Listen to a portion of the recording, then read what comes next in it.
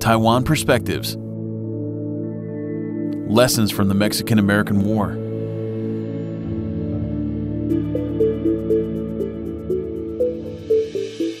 The military conflict, which began on October 2, 1835, between the government of Mexico and the Texas colonists, marked the beginning of the Texas Revolution.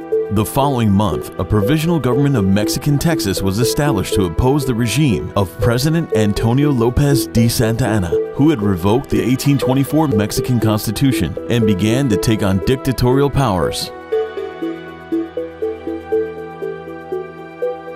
Some 3 months later, on March 1st, delegates of the American settlers in Texas convened the Convention of 1836, and the following day declared independence from Mexico, establishing the Republic of Texas. However, it was not long before the vast majority of Texan citizens began to favor the annexation of the Lone Star Republic by the United States. In 1843, U.S. President John Tyler decided to promote the admission of Texas into the Union.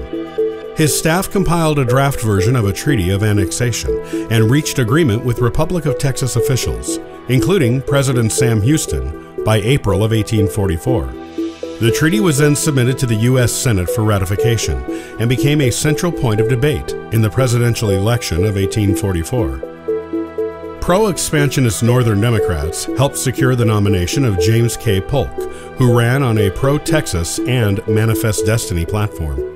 His opponent was Whig Party candidate Henry Clay, who was an announced anti-annexationist.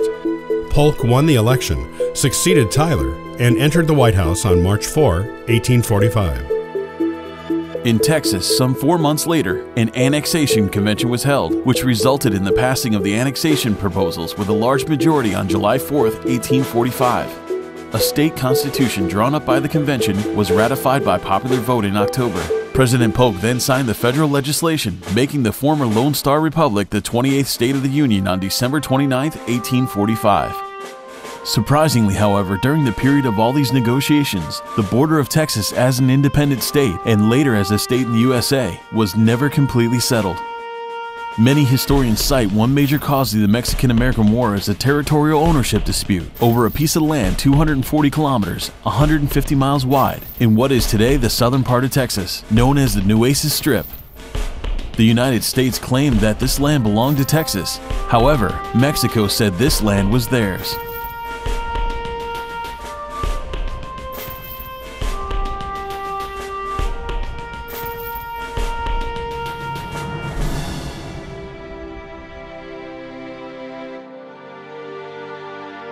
On April 24, 1846, American forces were attacked near the Rio Grande. On May 13th, the Congress declared war against Mexico. The Mexican-American War. During the course of the war, which lasted a little over 2 years, the United States military troops conducted actions against locations in Mexico, both on land and by sea. Below, we will discuss two situations of United States military government, USMG, jurisdiction over Mexican territory, in order to illustrate some important aspects of the customary laws of warfare. Tampico, Mexico. In late October 1846, under onslaught by the U.S. Navy warships, Mexican forces in the port city of Tampico determined that their situation was indefensible and abandoned the city. On November 14th, U.S. troops captured the city without a fight. The U.S. flag was raised. In this way, the military occupation of Tampico, Mexico began. In March and June of 1847, an import firm in Philadelphia, Pennsylvania, doing business under the name of Fleming and Marshall, imported various goods from Tampico into the United States. Import duties were assessed by U.S. customs officials. The firm disputed that such customs duties were collectible on goods imported from Tampico, and after failing to resolve their disagreement with the U.S. Customs Collector, James Page, then filed a lawsuit for recovery of the duties paid. Their rationale was that Tampico, Mexico, then under military occupation by U.S. military forces, was not a foreign port under the laws of the United States regarding the collection of import duties from overseas areas. This case was argued at several levels of the U.S. court system, eventually reaching the Supreme Court. The court addressed several issues, including within the meaning of the acts of Congress regarding import duties to be assessed on goods from Mexico or any part thereof, and within the customs and usages of war, whether 1. Tampico in the year of 1847, while in the military occupation of the forces of the United States, ceased to be in a foreign country, and therefore 2. Whether during such military occupation, said acts of Congress did not apply to Tampico, but entitled the city to be treated in a similar fashion to a U.S. domestic port. After a thorough dissection of all relevant legal principles, the decision of the justices held that after Tampico was subdued, it was still uniformly treated as an enemy's country. In other words, it remained a foreign port, even though the U.S. flag was flying. Indeed, after the conclusion of the Treaty of Peace, Tampico was promptly restored to the possession of the Mexican authorities. Under the laws and usages of war, during the period of its subjugation, it was not proper for the United States to regard it as a part of U.S. domestic territory, or to give to it any form of civil government, or to extend to it our laws. The capture of the city did not mean that there was a transfer of the territorial sovereignty to the country of the arriving military forces. After capture, and during the period of military occupation, Tampico would be best classified as an independent customs territory under USMG on Mexican soil.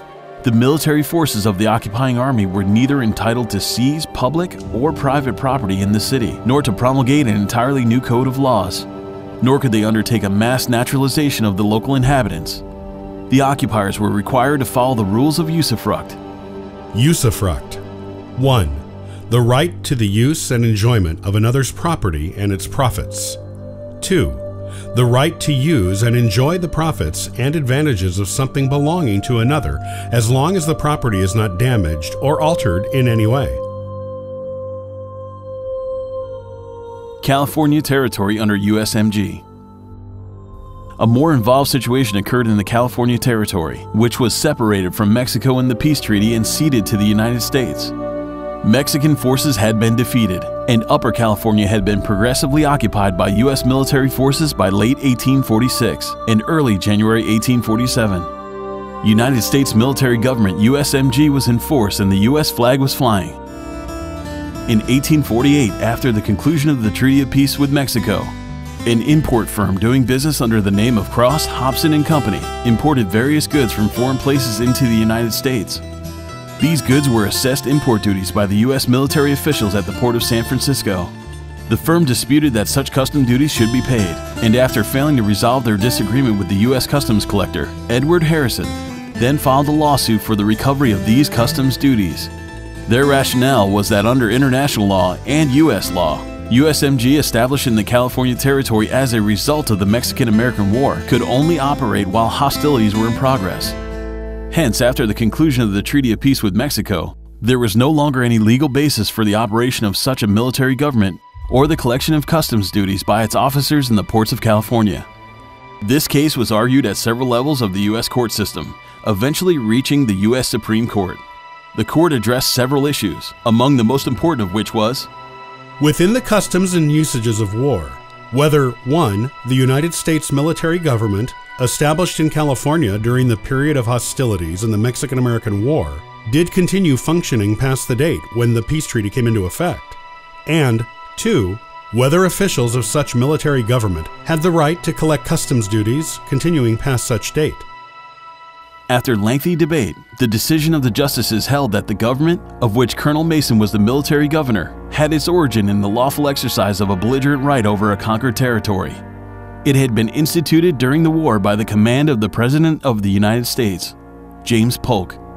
It was the government when the territory was ceded in the peace treaty, and it did not cease as a matter of course or a necessary consequence to the restoration of peace. This is one of the most important concepts which we need to learn about military occupation, and indeed it is exactly what we saw in our previous overviews of the legal developments of Cuba, Puerto Rico, Guam, and the Philippines after the Spanish-American War. It may be summarized by saying that after war, in situations where a territory is separated from the motherland via the specifications of a peace treaty, the military government of the legal occupier does not end with the coming into force of that treaty.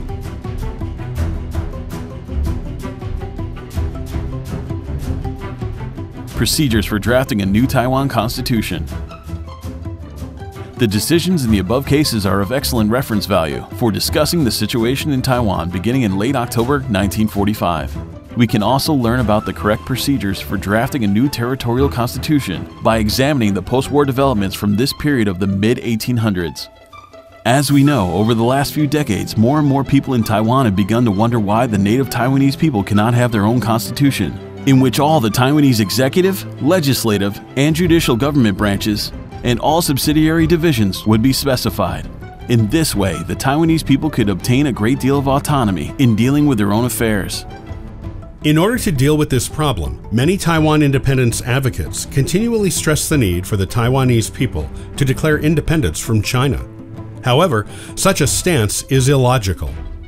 Taiwan was under Japanese sovereignty up until April 28, 1952, when the post-war San Francisco Peace Treaty came into force. In the treaty, Taiwan was not awarded to China. Since Taiwan is not a part of China, there is no need to declare independence from China.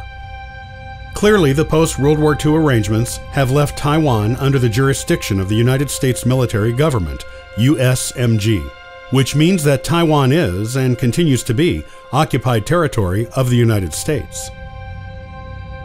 The so-called Republic of China government in Taiwan is merely serving as a proxy occupying force for the ongoing military occupation, while at the same time fulfilling the role of a government in exile.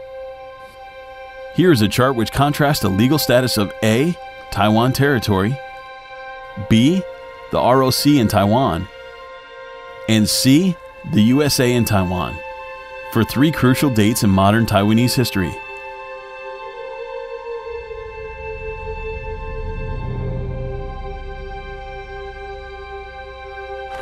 If we look to the situation of the post-Mexican-American War period as an example, procedures should be established to select delegates to send to a local constitutional convention.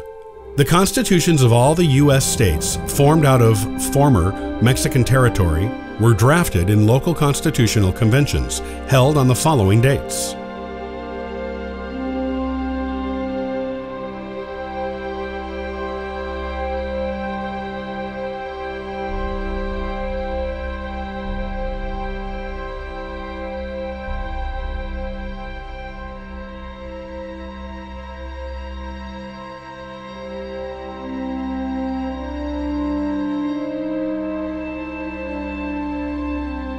Military Governor of Taiwan Territory. In the history of the United States, for territories still under military government after the peace treaty has come into force, the inhabitants do enjoy fundamental rights under the U.S. Constitution. Additionally, established precedent is for the local military governor to make a promulgation regarding the selection of delegates to a constitutional convention. After the Constitution is drafted, it would then be given to the local electorate for approval. For Taiwan, we should note the following. The job description of the Director of the American Institute in Taiwan does not include any duties related to fulfilling the role of military governor over Taiwan territory. Hence, the person most properly situated to fulfill this role is undoubtedly the U.S. Secretary of Defense.